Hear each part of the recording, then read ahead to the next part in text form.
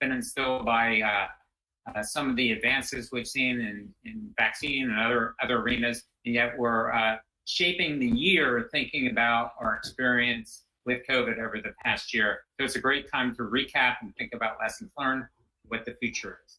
So we've got two wonderful panelists joining me. Dr. David Nash, founding Dean Emeritus at Jefferson College of Population Health, and has been a good friend and colleague over the years. David, welcome. Thank you. Great to be here. Great to have you. And then also very pleased to welcome Julie Fowler-Smith, Vice President of Information Technology, Clinical Applications, Enterprise Reporting and Analytics from Banner Health. Julie, it's great to have you join. Thank you. It's good to be here. So with these two wonderful perspectives, Jefferson Health System, Banner Health, let's get started and talk about the topic. So let's start off with you, Julie. You had been at Banner for a little bit and dealt with the pandemic when it first started in March. What was your experience in terms of how you had to start dealing with this crisis? Yeah, I think one of the experiences, and I think a kind of a point of contention was, where is the data, and how do we provide data and reporting to our operational resources? So we sort of started out, I think we all did, with not knowing much about COVID and not knowing much about data that corresponds with COVID. And so the first kind of 2 or 3 months, we spent a lot of time combing through disparate data systems within Banner, looking for the appropriate data to be able to have actionable data for our executive and operations staff. Yeah, it was a very complicated year with all the shortages and having to think about new ways to connect with patients. David, what was your experience at Jefferson?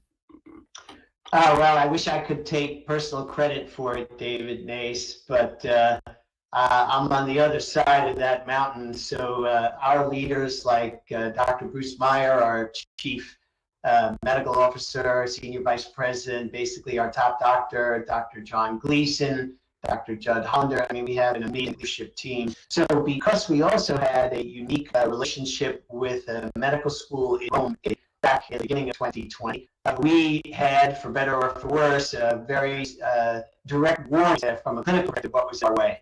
That enabled us, I think, to get a very nice running head start in January of 2020, before the first surge hit Philadelphia in March and April.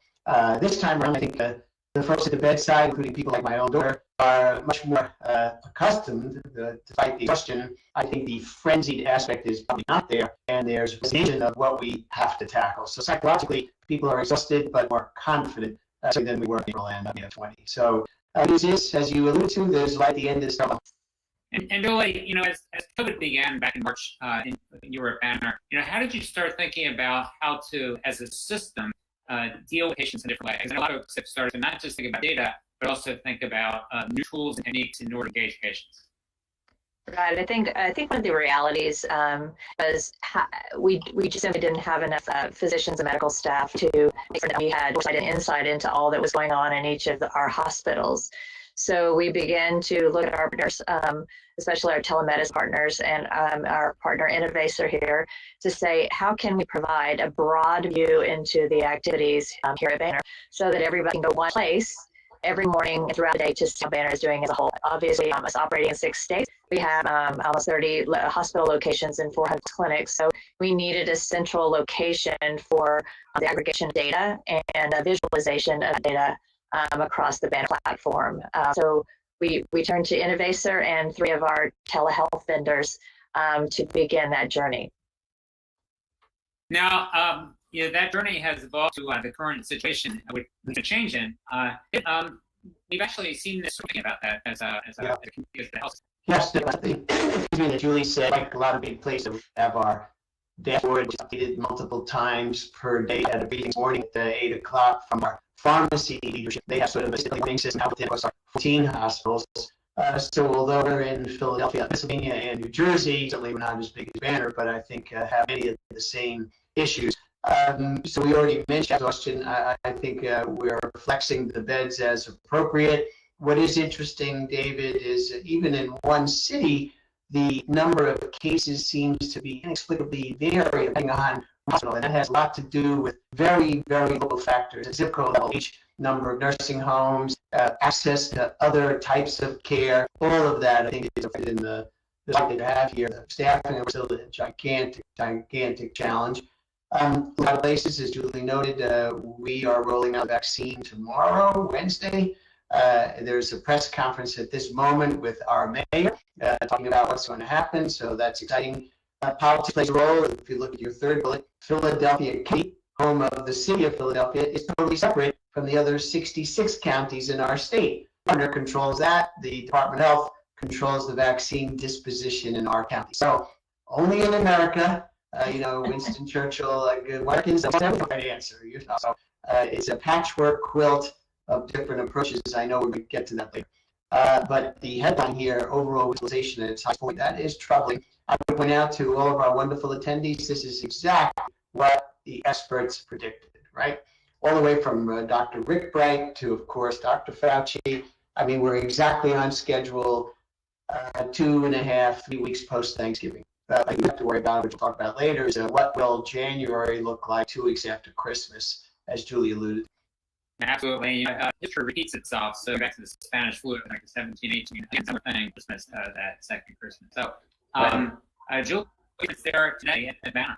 To play off what Dr. said, it's very, I would say from a capacity standpoint, we are at capacity in a number of hospitals, the Arizona region and Colorado region. I think what's interesting this time is it came from the north downward. The old surge, we saw, Arizona and Colorado kind of got hit hard the first time, and then it was Arizona. This time, these are Nebraska and Wyoming facilities.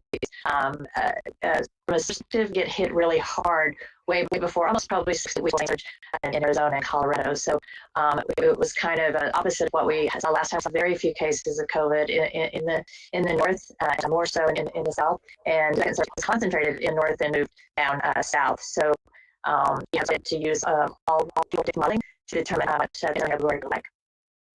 And hence your earlier statement about the importance of tests.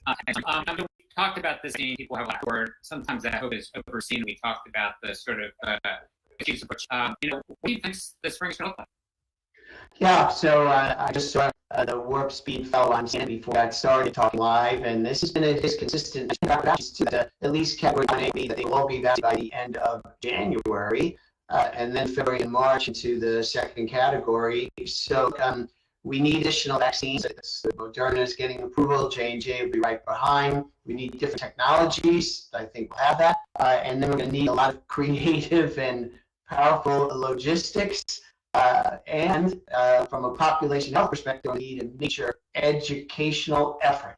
And that could take all kinds of different forms. I would love to see President Obama, President Bush get their shots on television, and President Biden as appropriate. That would be helpful, but actually it would be really great if Biden's got his vaccine on television. And I think, quoting Harvey Feinberg, take the shot. Get it? Take the shot. And that's what we need. So I think if you get people who most Americans really look up to, like LeBron James, that go a long way to helping the folks who have take the vaccine. This year, we did a survey of our 35,000 people. We had 12,000 responses, and 75+% said they were strongly or largely in favor of taking the vaccine. But when we broke that down along racial lines, it is, I can't give you the exact number because it's not published, but far fewer of our employees of color said they would take the vaccine. So we have an important public health obligation to education about the efficacy and safety of all the vaccines. Yeah, and I think we talked about before using the James Breeson model. The vaccine itself will not be alone effective in addressing this issue. Julie, how are you thinking about the different ways to deal with this over the 3 to 4 months? Yeah, I think everybody is very about the vaccine in and of itself, but one of the things that we will continue to practice and our Chief Medical Officer, Dr. Marjorie Bessel, has also, been part of lots of local TV shows and talking with the governor and the Wall Street Journal, saying that we still have to practice, our been doing all the things that we did before, because not everybody's getting this vaccine the first round. So, we don't want to let down our guard. We want to keep practicing all the things that we've been practicing because the virus is so new, and I think we're learning things about it every day. And so, one of the things we say at Banner is mask up. And, we want to do our part in Arizona region and Colorado and Wyoming and California to show others, Banner is dedicated to the safety of everyone and everyone around them. And so we learn more about the vaccine and more people are able to receive the vaccine. We'll learn what precautions that, we can, relax on and what precautions we still need to in place. The majority of, like Dr. Nash was saying, the U.S. is actually vaccinated. So I think 6 months of continued masking and hand washing and being socially distanced and making sure that we can practice, all of the things that we've been doing for the last month. Yeah. It's a tough message, David Ace, and I know our listeners already internalize a lot of this. James Reese did this wonderful graphic. This is from 1997. He's one of the sort of grandfathers of the high reliability movement, and the Swiss cheese model generally attributed to him was first applied to healthcare quality and safety, where we know that an error is 85% of the time system related because it literally threads the needle through Swiss cheese. I think totally right, and it is going to be difficult because even after we get widespread vaccination, most especially in the healthcare workforce, we still have to do that's really, really important. However, I want to emphasize something that we haven't talked about with this diagram, and that is fast and sensitive tracing. I strongly urge our listeners to go on and read all the work of Dr. Michael Mina, M-I-N-A, at Harvard School of Public Health. He's the man related to testing. We've had a national failure. Absolute failure is the only word to describe it. Terrible failure as it relates to lack of immediate prescription necessary sensitivity, high sensitivity, antigen right around immediate testing. No reason why we couldn't have done this back in May, June, July. While we're sitting here in December without this is just a terrible outcome. So the faster we could get the testing part of this to a wide dissemination, the mask wearing, social distancing, and so on. Point well taken about this model. Let's check in with our audience and see what are the integral parts of their COVID-19 strategy. So if everybody in the audience, if you could please go on and select one or more of the following that your current strategies are important in patient engagement and care strategies. So are you using virtual assessments to assess high-risk patients? Are you rethinking your care planning capacity, which we'll hear from our audience about what they've done later on? Are you incorporating SDOH, social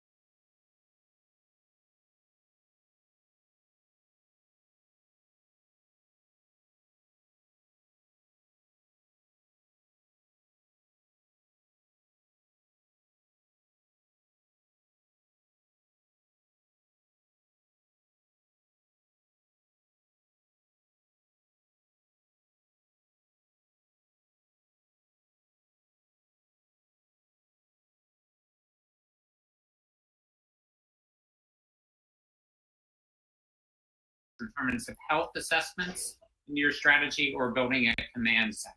So while we're doing that, Julie and David, I'd like to talk a little bit more about this Swiss cheese model. You know, it really, there's a lot of hope from the population that vaccine, now that it's available, will cure everything. And David, you've done a nice illustration of what we learned around safety. And with greater numbers of needed hospital beds as well as nursing staff. So over the next 6 months, you know, we have a plan in place to make certain that our hospitals that are at capacity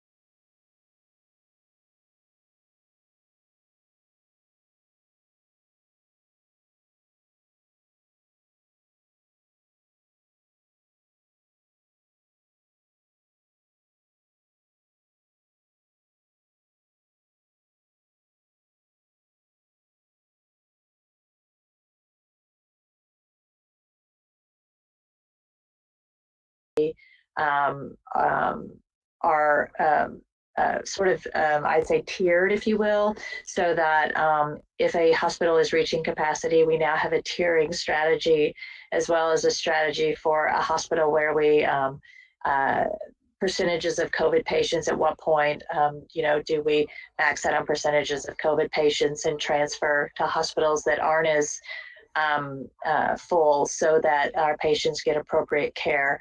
We also participate in the transfer line for the state of Arizona and Colorado. So we do receive a lot of transfers into our banner locations. So we have spent a tremendous amount of time and effort building out additional beds and double bedding where we can, and opening, you know, additional wings in our hospitals so that we can partner with our fellow hospitals here in the Arizona and Colorado area to take care of these patients as they come off the surge line. Very thoughtful strategy and multimodal. Let's quickly bring up the results and then turn to you, David. I think the results probably are in. Here they are. David, wow. How does this fit multimodal to your strategy at Jefferson? Yeah, well, just taking a look at this. So yeah, virtual assessments. Okay, that's great. So looks like 2/3 or so of folks have some kind of online way of assessing both patients and employees. Rethinking acute care capacity. I think everybody's doing that. Interesting, incorporating the social determinants of health assessments into care management. Well, yeah, about 1/3 of folks are on top of that. I think that's probably one of our biggest challenges, right? Because we have poverty driving the principal social determinant is poverty, most especially in Philadelphia. So if folks don't have enough to eat, they got to go to work, they got to take public transportation, they're in a multi-generational household, they don't have the luxury of work from home, you know, they're at higher and higher risk all the time. And in our city, most of those folks are people of color. So incorporating the social determinants, that means getting the vaccine out into the community where these people are and giving them equal, if not higher priority. So I'm sort of surprised that only 1/3 of our attendees are thinking about that, but I understand it. And then building a data-driven command center, well, again, that's sort of like number one. I think most folks, 2/3 are on top of this. So I would say, David Nace, this looks just about right. I think the surprise for me is only 1/3 of folks, at least who are listening today, are incorporating directly the social determinant assessments. This is the real soft underbelly of our broken system. And if you don't have enough food in the refrigerator, you know, you are going to go to work no matter what, even when you're sick. And so then you're going to spread it, and then you're going to fill the banner beds and the Jefferson beds. So all things come back to, what are we doing at the ground level to tackle these social determinants? Yeah, that makes a lot of sense. And I think your point about the data-driven command center is spot on as a piece that most of us have started to use initially. And Julie, you've mentioned data as the key. So let's talk a little bit about your experience, Julie, at Banner. Tell us a little bit about Banner Health, and then we'll get into it. Yeah, so as you can see here on the screen, we have 30 hospitals, 400 urgent care and ambulatory locations, and about 1,100 employed physicians, and another 250 affiliated physician practices in our different states. So we care for about a little over 1.35 million members every year. So Banner not only has our hospitals, but we also have our own Banner Aetna health plan, and our Banner University Medical Center Hospital also has its own health plan. So, we care for about 45% of the population, at least here in Arizona. I think. No, I was going to say, it's a great overview, multi-state, multi-environmental geographic areas. So I think this is a great case study of how you've approached this. Hey, Julie, I'm going to jump in. Just go back to that slide for 1 second, David, if you could. Yeah. So 1,100 employed physicians. That's a low number. Can you size U.S. physicians? So I take it then that most doctors are not employees. Do I have that right? It's about, I would say it's about half and half as we've acquired other systems and as we've done joint ventures with physician practices, orthopedic practices, MD Anderson, for instance, for oncology. We do a lot of affiliation work through our insurance plans as well as our Banner Health Network. So yeah, we have a kind of mix of both employees. Great, thank you. Yeah, so like most people, we immediately realized that we didn't have all the information that we needed. We started out with a few kind of that covered everything, and now for search numbers, we have 22 dashboards that are our operational command centers. So I liked people saying that they were building out the operational command centers from a data perspective. And so I would say that from the previous surge and what we've done in between is we've really focused on our lessons learned. What did we really need to know? And so using the Innovator platform, we built a bed modeling tool that's predictive in that now we are able to predict for 6 months out. We have that attached back into our finance systems as well as our staffing systems. And so the predictive analytics and capabilities have allowed us to plan 6 to 8 to 10 weeks out. And so we do our staffing now. We feel more comfortable about the staff needs. And as the COVID and the flu and some of the other things that are happening during this surge change, we are able now to update our predictive model to fit with the scenarios. And we've been about 95% overall with predictive analytics. And so what we've learned is we've taken in all kinds of data. Dr. Nash keeps referring to all kinds of different data, but we're looking at all different kinds of data sources, not just here in Arizona, but across country, and taking advantage of Johns Hopkins and everybody that watches the U.S. But I think this time I would say we were more prepared. We started quickly and acquiring beds and vents and supplies to make sure that we had supplies to fit the scenarios coming at the end of December and the first 3 months of 2021. Yeah, it's an interesting question from the a lot of dashboard operational changes, capacity planning, predictive modeling. How much of this do you think will serve, and this is a question from the audience, will be permanent? Meaning, how much of this will be learnings that will carry forward after this crisis?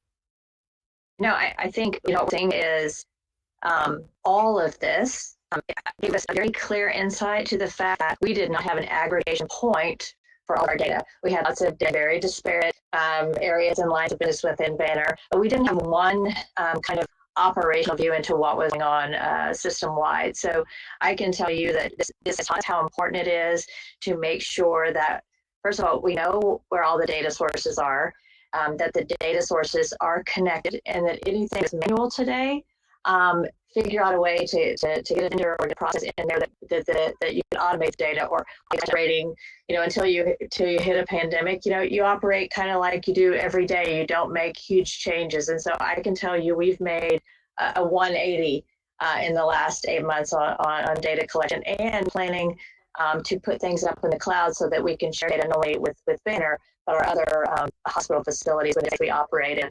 Yeah, and we've seen this with other folks where this issue of managing crisis with data becomes important, and moving to the cloud is very helpful. Yes. David, I think that's been your experience too at Jefferson, is that right? Yes. I mean, again, Banner is remarkable just in their size and scope.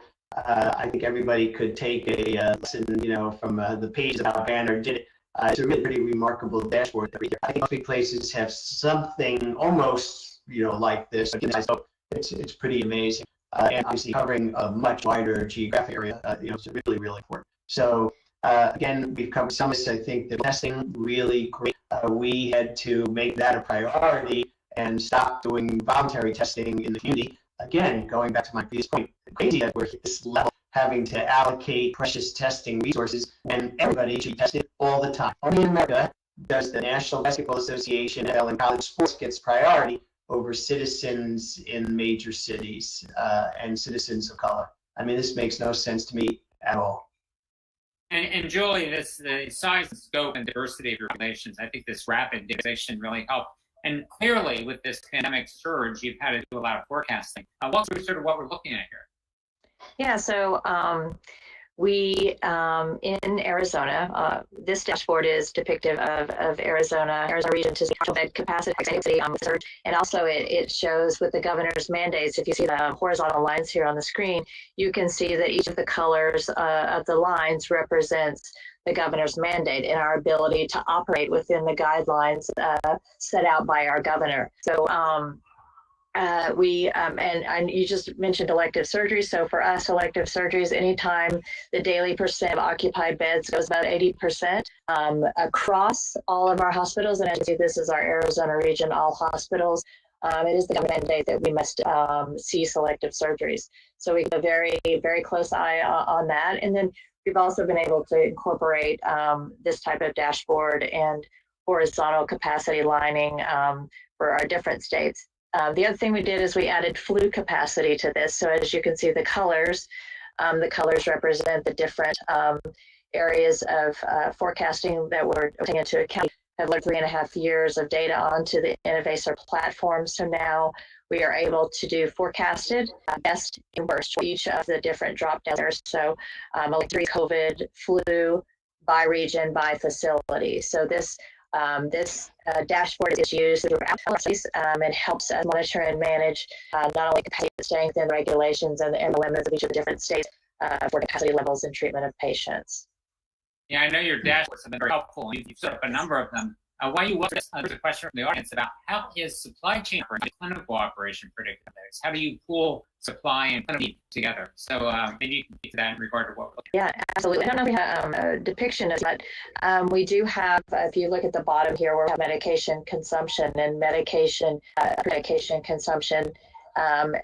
We have dashboards that represent not only our laboratory supplies, but our vent supplies, our PPE supplies, all our mask supplies, as well as our medicine supplies. So we have daily to these dashboards. We call this our Skittles dashboard. One of our doctors so kindly named this the Skittles dashboard, but this dashboard is the landing page every morning. It gives our in-house across all of our regions. It gives our positive and negative precautions, vented and unvented. It also gives us different Skittles boxes here, and you can see one against the other. So if you want to see the number of enhanced precautions versus the negative enhanced precautions, it gives you a view into some of that. So we're really proud of this. And this does incorporate our finance system, our chain system, our capacity management system, our transfer services system. So there's a bunch of data that comes into this data. It keeps us apprised operationally. Yeah, we can really put that.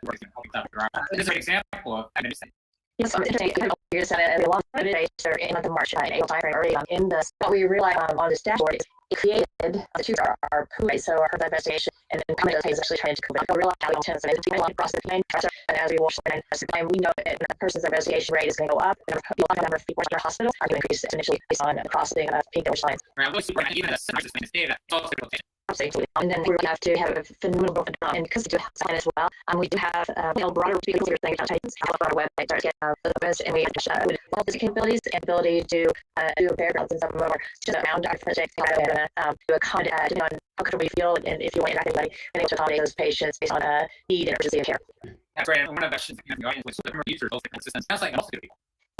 We kind of brought it to our staff, our house supervisors, our quality folks, our all of our CMOs, our chief nursing officers, our CMOs, each of our hospitals use infection control. So infection control constituents. We also have a little over 100 people that have access to it every day. And then there are individuals who have access to the role in it, put in Bruce role security. And I am positive for us. Team site, we have a big Microsoft Team site directory, and our abilities working with it, so allows us to do much more work. So it's a huge change for them.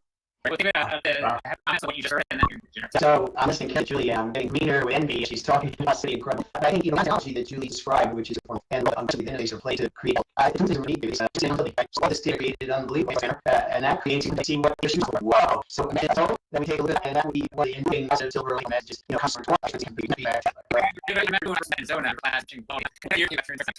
probably the longest broken record that most people can think about as it relates to Jim Reason, the Swiss cheese account. That's when I see instant command, I see updated. It's quite remarkable, and I'm so hopeful that these types of what's out of the top, and for about 21, we'll see if this I stroke something out of this all.